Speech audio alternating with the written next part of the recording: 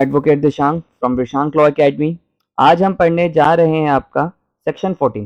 Section 14 बात करता है आपका कि state of things, state of mind की, ठीक है, स्टेट ऑफ माइंड की, बॉडी की और बॉडी की फीलिंग्स की, जैसे इंटेंशन।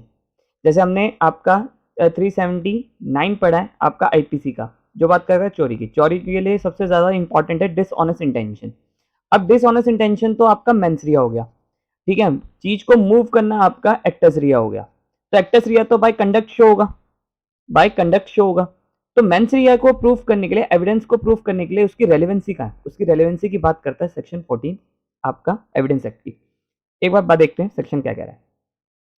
फैक्ट शोइंग, अगर कोई फैक्ट है, ठीक है, कोई बात है, कोई चीज है, ठीक है, जो आपका 6, 7, 8 में जो भी बात आ रही है, 9 में, 10 में जो भी बातें आ रही है, showing the existence of any state of mind. अब यहाँ स्टेट ऑफ माइंड का मतलब समझिए। स्टेट ऑफ माइंड का मतलब है इंटेंशन, नॉलेज, आपका किसी भी तरह का मेंसरिया ले लीजिए, ठीक है, डिसऑनेस्ट इंटेंशन, फ्रॉडुलेंट इंटेंशंस, ठीक है, रीजन टू बिलीव, जो भी आप सोच सकते हैं, मेलाफाइड इंटेंशन, बोनाफाइड इंटेंशंस, ये सब आपके स्टेट ऑफ माइंड्स के अंदर आते हैं। सच एज, जैसे कि intention, knowledge, good faith, negligence, rashness, ill will, ये सब, goodwill towards any particular person. अब देखिए यहाँ पर बहुत इंपॉर्टेंट वर्ड है, टुवर्ड्स एनी पर्टिकुलर पर्सन, एक पर्टिकुलर पर्सन से।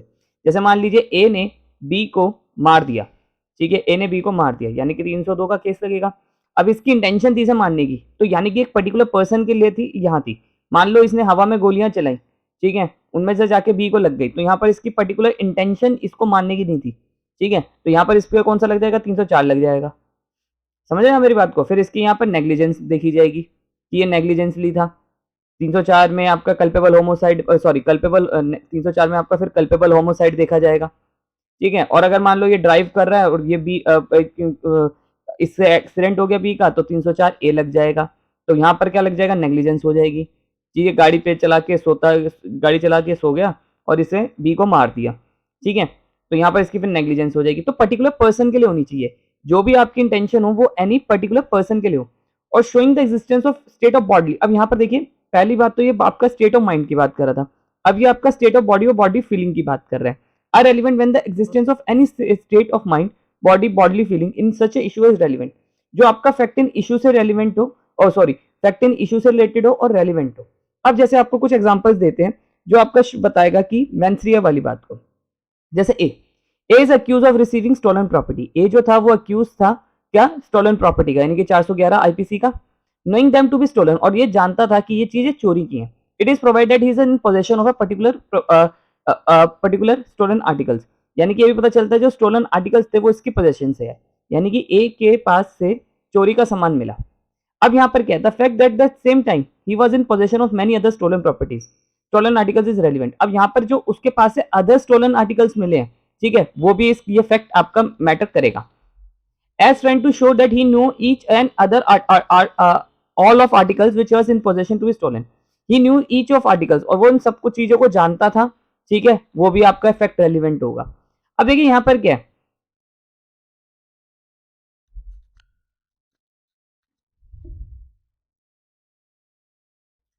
हाँ देखिए, अब यानी कि ए के पास से वो स्टोलन प्रॉपर्टी मिली। अब इसके पास से जो स्टोलन प्रॉपर्टी मिली, जैसे मान लीजिए ये ज्वेलरी थी, ठीक है, और भी अगर ज्वेलरीज थी, तो वो ज्वेलरी जो अदर ज्वेलरीज थी वो भी रेलिवेंट थी। मान लो इसके पास और भी एक ज्वेलरी मिली जिसका इसने इनकम टैक्स नहीं भरा था, क्या वो इस फैक्ट से रिलेटेड है? आंसर इज नो, वो वाली बात इससे रिलेटेड नहीं है, ठीक है। एक ये तो मैंने आपको एग्जांपल देने की कोशिश करी है। अब मान लो जो भी चीजें जो उस बात से रिलेटेड होंगी, जैसे मान लीजिए जो चीज इसके स्टोलन प्रॉपर्टी से पोजेशन, और ये प्रूफ करते हो, कोई भी बातें ये प्रूफ करती हो जो कि जो स्टोलन प्रॉपर्टी थी वो इसके पास थी, ठीक है, और आपका ये पोजेशन प्रूफ करती हो, या फिर आपका ये प्रूफ करती हो कि इसे नोइंग, इसे पता था कि ये जो प्रॉपर्टी है वो चोरी की है। अब मान लो ए की एक वाइफ थी, ठीक है, ए की वाइफ का नाम बी है, बी से ये कहता है कि जाके इसे छुपा दे, ठीक है, कहीं पर जाके छुपा दे। अब ये छुपाने वाली जो बात थी, क्या ये आपका नेचर शो नहीं कर रहा क्या, नोइंग, नोइंग नेचर शो नहीं कर रहा क्या? हाँ, यहाँ पर ये इसके नेचर को बता रही है, ये वाली बात बता रही है कि इसने बी से कहा। अब मान लो सी ने ये बात सुन ली, ए ने बी से कहा ये चीजें छुपा ले, ठीक है, बस इतनी बात बोली, ठीक है। अब छुपाने के लिए क्यों बोला, क्योंकि यहाँ पर उसे नेचर का पता था। अब उसका वो भी हो सकता है कि कोई चोरी ना हो जाए, कुछ हो जाए, वो रीजनेबल एक्सप्लेनेशन में आ जाएगी बात, और रीजनेबल एक्सप्लेनेशन वाली बात आ गई तो वो सेक्शन 9 में आएगा।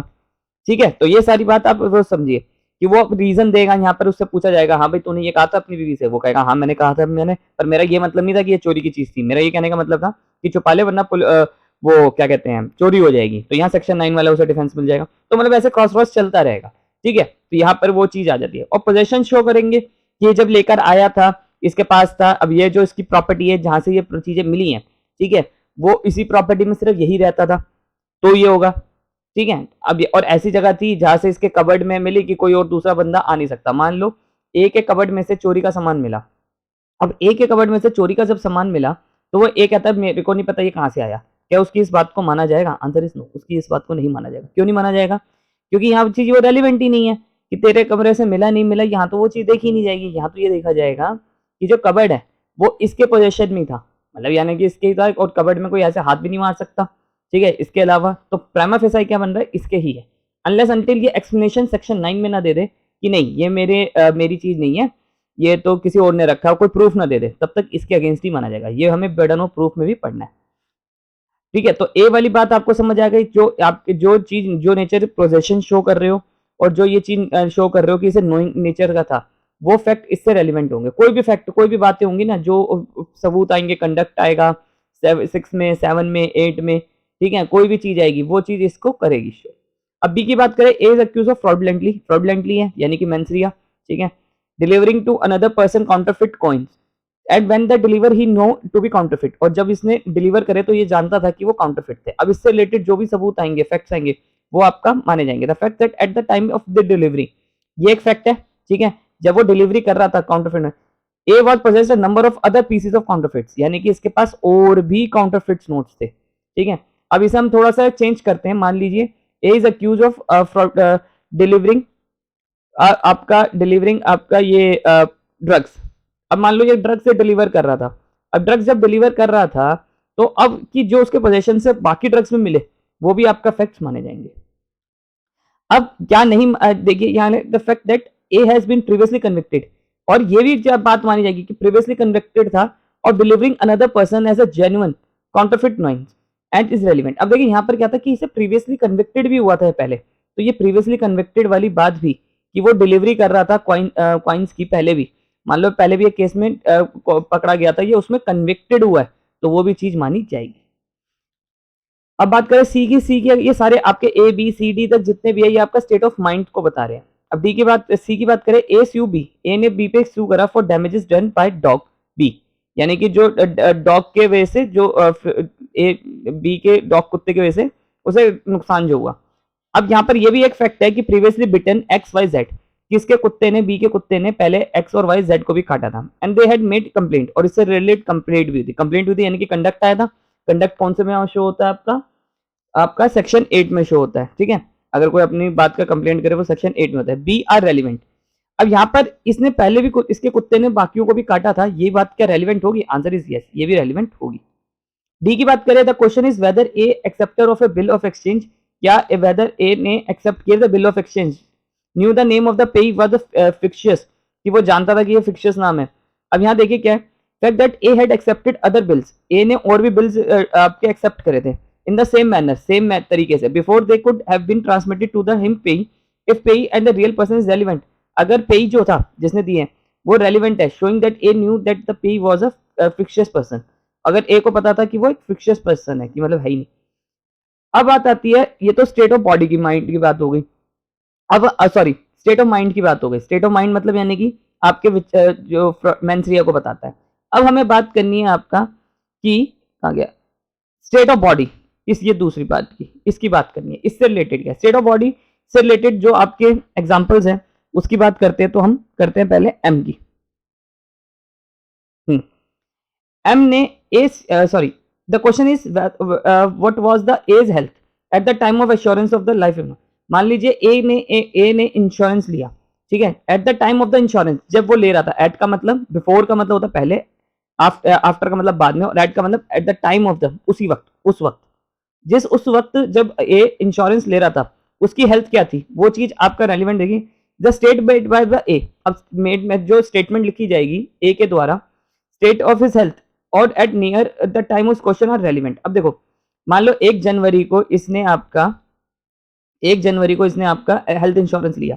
जब इसने हेल्थ इंश्योरेंस लिया, ठीक है, तब इसने स्टेटमेंट दी कि मेरी हालत बिल्कुल ठीक है और मैं फिट कंडीशन में हूँ, ठीक है, तभी इसका मेडिकल नहीं हुआ था। अब बाद में क्या हुआ, कुछ टाइम बाद 10 जनवरी के में इसकी डेथ हो जाती है, ठीक है, कोई बीमारी की वजह से। अब यहाँ पर जो इसने ये स्टेटमेंट दी थी, पहले 1 जनवरी को स्टेटमेंट दी थी कि मेरे को कोई तबीयत नहीं है, खराब नहीं है, क्या ये बात रेलिवेंट मानी जाएगी? आंसर इज यस, ये स्टेटमेंट इसकी रेलिवेंट मानी जाएगी, ठीक है। अब यहाँ पर बात करते हैं आपका बॉडी पर्सन। बॉडली पर्सन को कौन सी चीजें शो करती है? आपका एल पढ़ते हैं, ये रहा, हाँ L. The question is whether A death was a poison. अब क्वेश्चन उठता है क्या ए की जो डेथ हुई है उस पॉइजन की वजह से हुई है? Statement made by A during his illness. अब जो स्टेटमेंट दी है उसने ए ने ड्यूरिंग इलनेस, जब उसकी तबीयत खराब थी, एंड सिम्टम्स आर रेलिवेंट। मान लो ए को किसी ने जहर दिया, मान लो एक्स ने ए को जहर दिया।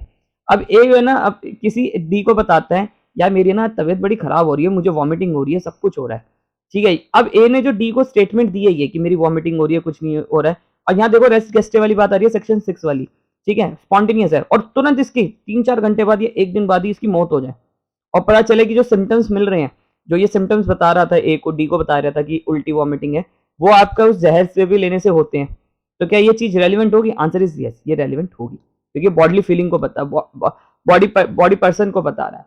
अब बात करते हैं आपका कुछ एक्सप्लेनेशंस की। अब एक्सप्लेनेशन 1 क्या कह रहा है? एक्सप्लेनेशन 1 कह रहा है affect relevant showing that existence of relevant state of mind must show the state of mind that not generally but influence of a particular matter in question। But generally की बात नहीं कर रहा, ये कह रहा है कि आपका पर्टिकुलर मैटर से रिलेटेड होना चाहिए। तो आप अगर ये फैक्ट जो रेलिवेंट है, स्टेट ऑफ माइंड जो है, वो आपका स्टेट ऑफ माइंड अगर आपका जनरली नहीं, आपका एक पर्टिकुलर चीज से रिलेटेड है, पर्टिकुलर क्वेश्चन से रिलेटेड, तो माना जाएगा। इसके लिए एग्जाम्पल पढ़ते हैं हम पहले आपका एक्सप्लेनेशन 1। एक्सप्लेनेशन 1 क्या कहता है? सॉरी एन पढ़ते कहां गया? ए ने बी पे केस किया फॉर नेग्लिजेंस के, providing him with the carriage for hire not reasonably fit for where A was injured.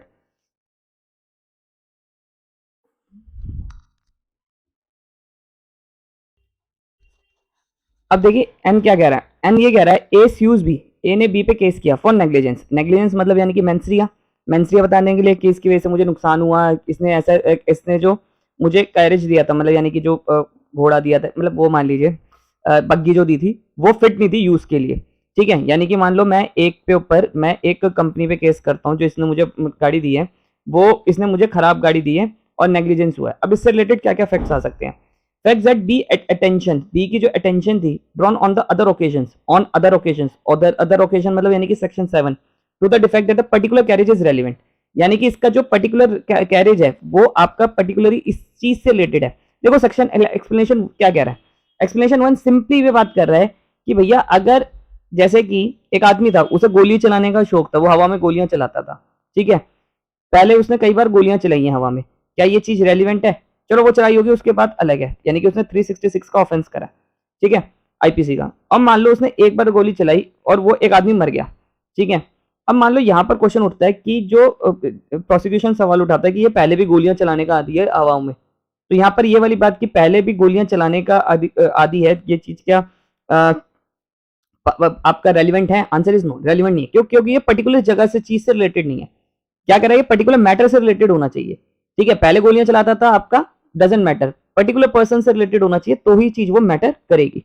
अब एक बार पढ़ते हैं इसी को, तो यहाँ पर भी वही बात होती है कि ए ने बी के ऊपर केस करा नेग्लिजेंस का कि ये जो इसने मुझे सामान दिया वो आपका फिट नहीं दिया। अब इससे रिलेटेड क्या क्या है कि the fact that B was habitually negligent about the carriage. अब ये हैबिचुअली था, नेग्लिजेंस था कि पहले भी ऐसे करता था, ठीक है, ये चीज इररेलेवेंट है। पर another ocean defect particular word आ गया ना। आप देखिए पर्टिकुलर कैरेज से रिलेटेड, इसका पर्टिकुलर पर्सन से रिलेटेड इंटेंशन था, ठीक है। मान लो एक मैं हूं, मैं क्या करता था, हमें मेरा गाड़ी देने का, किराए पे देने का काम था।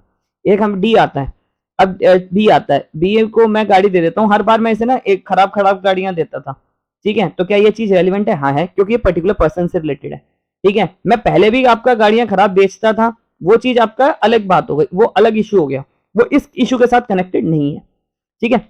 अब आप एक बार ओ वाला सम देखिए, ओ है A is try for murder of B. A ने ए ने ट्राई करा बी का मर्डर करने के लिए, वह इंटेंशनली शूटिंग हिम डेड, उसे इंटेंशन मारने के लिए, यानी कि 307 attempt to murder. The fact that A on other occasions पे भी, अदर ओकेजन्स मतलब यानी कि section 7 shoot B is relevant. अब मान लो क्या था कि ए जो था, ए ने बी को मारा, ठीक है, 307 में पकड़ा गया। अब ये क्या यहाँ पर ये वाली बात रेलिवेंट है कि ए ने पहले भी ट्राई करा था बी को मारने के लिए? आंसर इज यस, ये वाली बात रेलिवेंट है, क्योंकि वो पर्टिकुलर पर्सन से था, पहले भी जो अटेम्प्ट हुए वो पर्टिकुलर पर्सन से अटेम्प्ट रिलेटेड थे, तो वो बात तो आपकी रेलिवेंट मानी जाएगी, ठीक है। The fact that he is habitually shooting at people, वो हैबिचुअल था शूटिंग एट पीपल पे, ठीक है, ये चीज रेलिवेंट नहीं थी। अब देखो दोनों बातों में हुआ क्या, पहले जो हमने पढ़ा उसमें क्या चीज रेलिवेंट थी, कब रेलिवेंट बन गया कि पर्टिकुलर पर्सन को मारने के लिए था, यानी कि ए जो था वो आपका एक पर्टिकुलर पर्सन को पहले भी अटेम्प्ट कर चुका था मारने के लिए, प्रीवियसली वो पहले भी अटेम्प्ट कर चुका था इसे मारने की। और दूसरी बात इररेलेवेंट क्यों हुई, क्योंकि आपका वहां पर ए जो था उसकी पर्टिकुलर इंटेंशन नहीं थी बी को मारने की, ठीक है, वहां पर उसने लोगों पे शूट करता था वो, ठीक है, अनदर पर्सन पे शूट करता था, पर्टिकुलर पर्सन पे नहीं शूट करता था, तो वो चीज आपका अलग हो गया, ठीक है। A strive for murder of crime. अब देखिए यहां पर एक और है एक्सप्लेनेशन 2।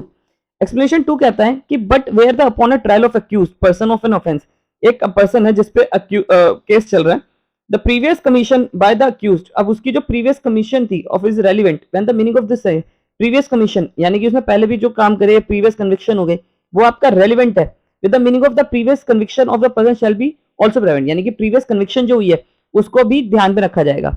जैसे इसी में देख लो ना काउंटरफिट वाले पे, काउंटरफिट वाले में क्या हुआ था कि वो पहले भी कन्विक्टेड हुआ था काउंटरफिट कॉइन्स के केसेस में, तो वो चीज रेलिवेंट है, ठीक है, आपका ये चीज आपका रेलिवेंट है। आई होप आपको मेरी वीडियो पसंद आई हो, वीडियो पसंद आई हो तो चैनल को सब्सक्राइब करिए।